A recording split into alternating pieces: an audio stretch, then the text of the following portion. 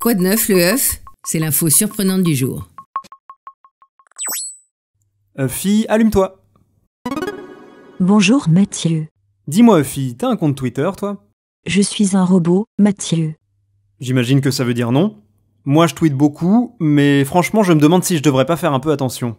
Imagine, je deviens connu, donc je fais des envieux. Tout ce que j'ai écrit avant pourra être retenu contre moi. Tu pourrais faire comme le réalisateur du dernier Star Wars, Rian Johnson. Le réalisateur de The Last Jedi? Qu'est-ce qu'il a fait? En février, il a supprimé d'un coup 20 000 de ses messages. Ces derniers jours, il en a encore supprimé des milliers.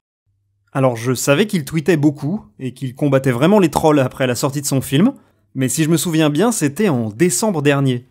Et donc en février, il a brusquement supprimé ses messages. Il a expliqué que scruter les anciens messages, pour s'en faire des munitions, était devenu une pratique normale pour les trolls. Il a donc préféré ne pas prendre de risques. Et là, il recommence à les supprimer? Il pense quoi? Que c'est encore plus dangereux qu'avant? Faisons un test. Tu reconnais cette musique?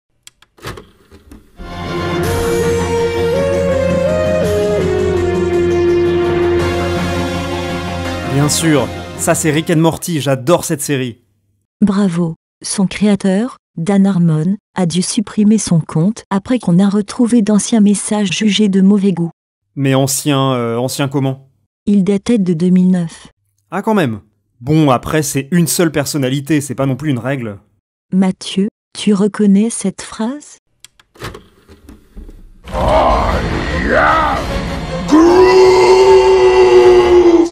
Bah évidemment, c'est Guardians of the Galaxy. Son réalisateur vient d'être renvoyé par Disney, à cause de vieux tweets de mauvais goût. Ok, t'as gagné, on va dire que c'est une tendance.